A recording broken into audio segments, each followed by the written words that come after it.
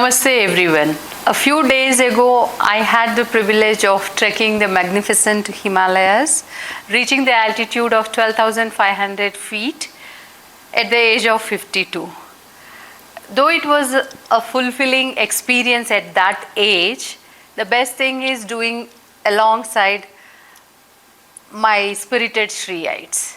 That was a blissful experience, and what made it more special is the curiosity and encouragement that I received from all corners of my Shri family, all stakeholders like my management, my colleagues, my friends, my students, my parents, and friends from Rotary circles, my personal friend circle, relatives. So I'm flooded with so many questions, which made me to really think seriously about my long-lasting thought of launching a podcast series. So why not?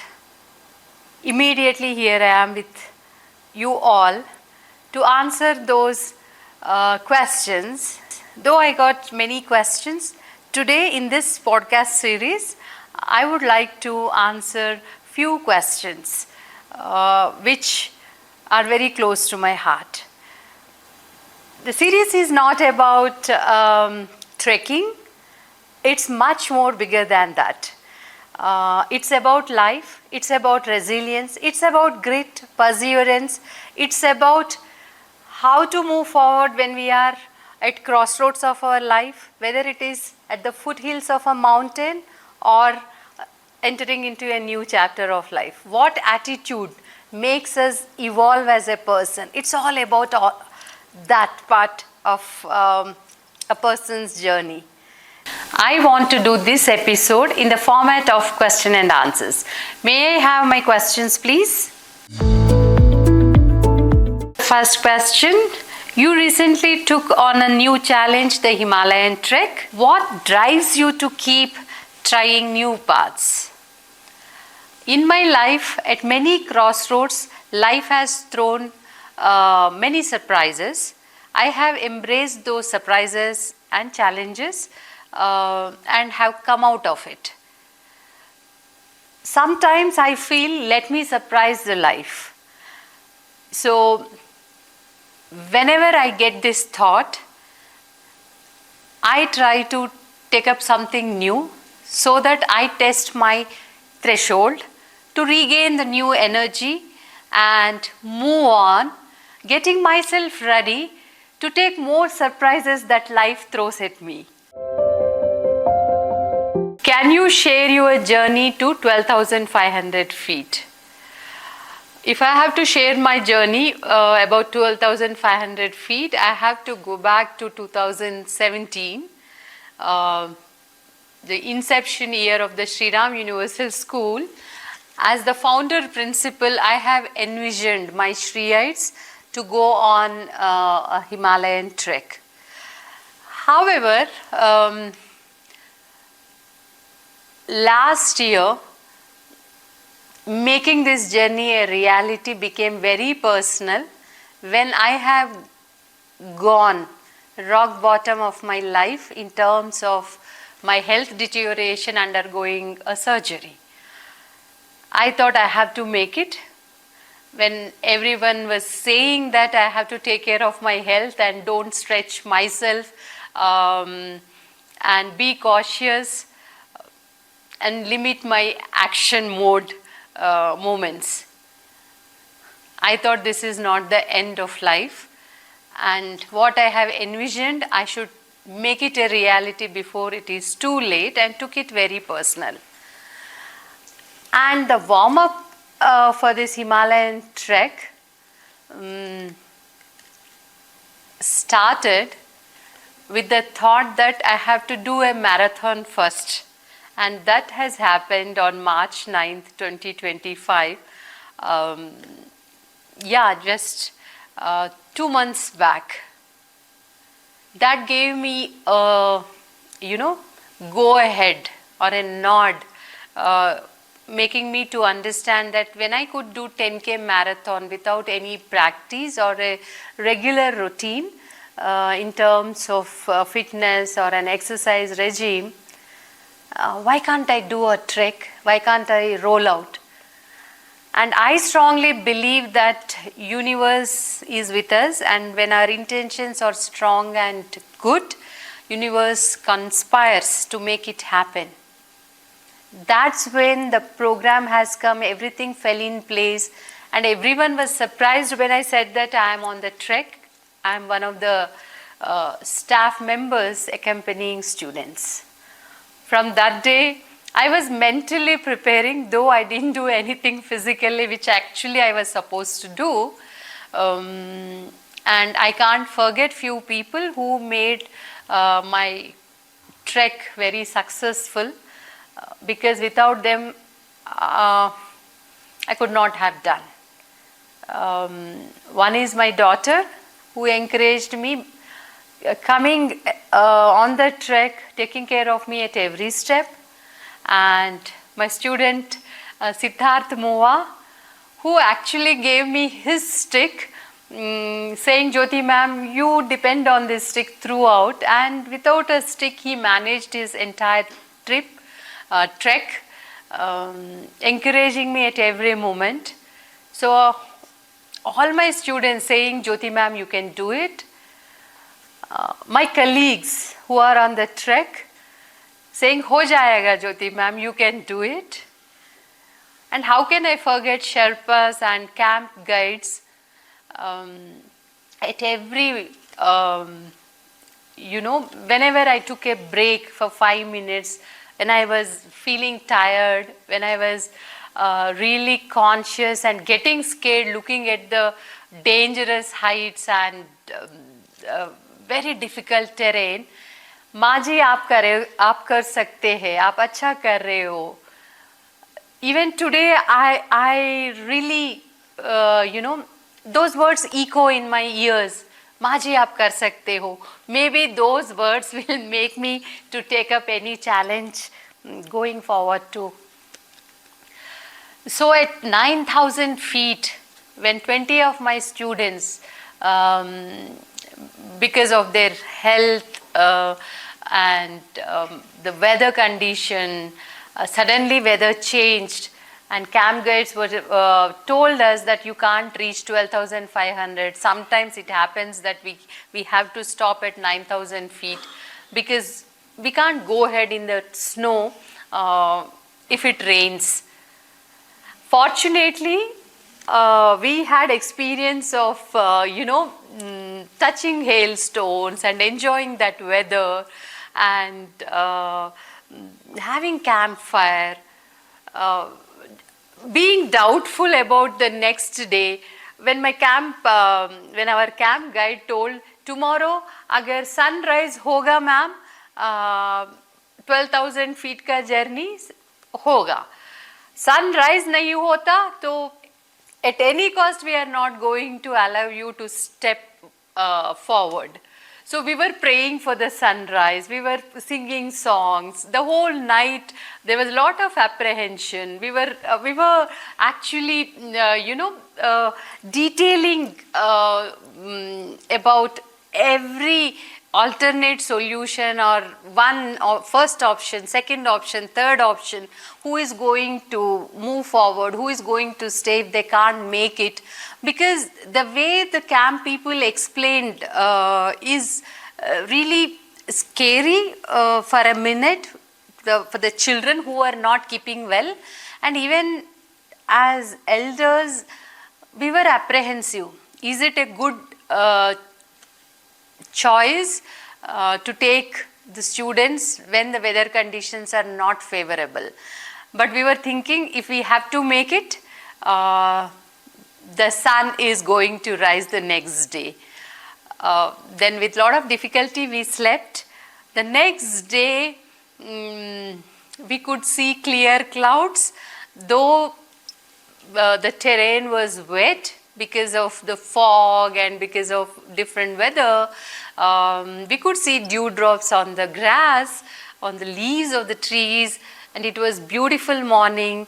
Sun didn't come out wholeheartedly. He was hiding behind the clouds, and we were encouraging camp guide. Dekho, you can see the sun rays. Though you don't see the sun clearly, sun rays we could see. So we can go. So we all were really encouraging each other to take the step forward, looking at our excitement and our determination and go-getter attitude in the entire team.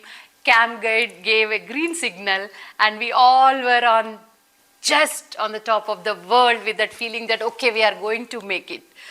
Then came the next episode of who are going, who are staying back, because few children said, we are not going, we are not feeling good, and it will be risky. And we didn't want to risk any child's life, because as educational leaders, it's always about decision making when it comes to child safety.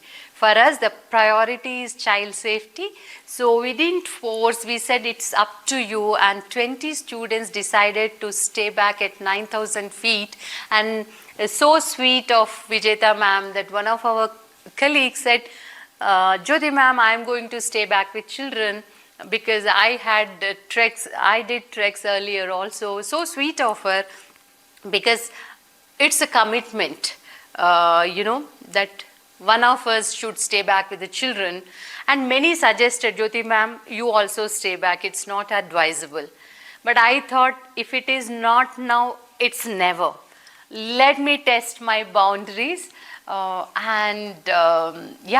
People encouraged me that, but you be careful, do it slowly, you take your own time, you come at your own ease. All these encouraging words made me to move forward.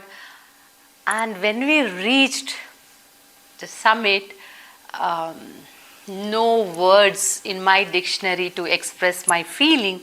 It's a blissful experience. When I held the Sri Ram Universal School flag in my hand, then the entire students team is around me for the click. I can never forget that moment in my life. With my students, with my daughter, with my best colleagues of the team, I was on the top of the world in my life's journey. And we all had prayers there on Himalayas, because Usha ma'am was telling, do you know, Jyothi ma'am, God's stay in Himalayas, you can sense, and our prayers are going to become a reality. We all sang Hanuman Chalisa, we all recited prayers for world peace. I think I can go on describing this experience, but I think I have to stop here. Really, I prayed the Almighty. I expressed my gratitude to the nature for whatever I am blessed with in the life. I expressed my gratitude for all the surprises that life throws at me, and yeah, it's going to be a lifetime memorable experience, because you all know, whatever is the first experience in our life, whether it is first job, first journey, first trek, first salary, first relationship, first friend, they all are very close in our heart, right? We can't forget. So this is going to be a precious memory in my life. Oh, how can I forget thanking Madhavi ma'am, our Himalayan Trek group leader, for the way she took care of children along with other colleagues. It's not just taking care of the children, but getting into the minute details, her organizational skills, the way she planned every day, even the angles and the frames that we have to take pics of children, the team, it's amazing. Thank you so much, Madhavi ma'am. Girish sir, he is the man of our team, and the way he gelled well with all the boys and girls and made life very smooth with that simple smile is unforgettable. Yeah, because expressing gratitude is the best value a person can have. So I can't forget expressing my gratitude. Um, Thank you. Yeah. Here we go with the next question. What does leadership mean to you today versus what it meant when you began your career? Interesting question. When I began my career as a leader, as the founder principal in 2010, for me, leadership is it was just instructional leadership or people management. Leadership is achieving the targets or organizational goals, managing your team, and equipping yourself with the right knowledge and skills to achieve organizational goals. Down the lane, after 15 years, when you ask me what is leadership for me today, my perspective is completely changed a few years back itself. For me, leadership is making more leaders. Leadership is principle-centered and transformational leadership. If one has to be called as a leader, he or she should be principle-centered. He or she should be transformational leader. So that when you make more leaders, as a leader you get more time to think about bigger visions, set bigger targets, have bigger vision for your organization or for your team, and sky is also not the limit for you as a leader when you make more leaders. If every team member is a leader, you are going to touch the sky. So today for me, leadership perspective is completely changed. What's one belief or mindset that has helped you keep growing through the years? I have a very simple answer for this question, though the question appears complex. The mindset of learning from inspiring mentors, the mindset of learning from difficult mentors, the learning by having no mentors in terms of self-exploring, facing the challenges, figuring out solutions on my own, approaching different people when I have no mentors, how to crack the difficult nuts with a strategy. So sometimes having no mentors also help you to explore ourselves. Added to that, a strong belief of making connections, working together with people, building teams where the synergy between people is strong has always helped me. Being a risk taker, being a lifelong learner, pushing my boundaries, trying to connect every issue with the end goal, connecting the dots with empathy and compassion wherever it is required. That has helped me to reach where I am today. What message do you want to leave your listeners with, especially those who might be afraid to begin something new? I would like to leave you all with 3 simple thoughts. First, believe in yourself.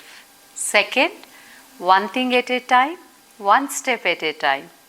The last one, start. Your fears, your self-doubt, your incapabilities stay in their own place. Just start. The path will be cleared. Start. I'll be back with more interesting conversations. Keep encouraging me.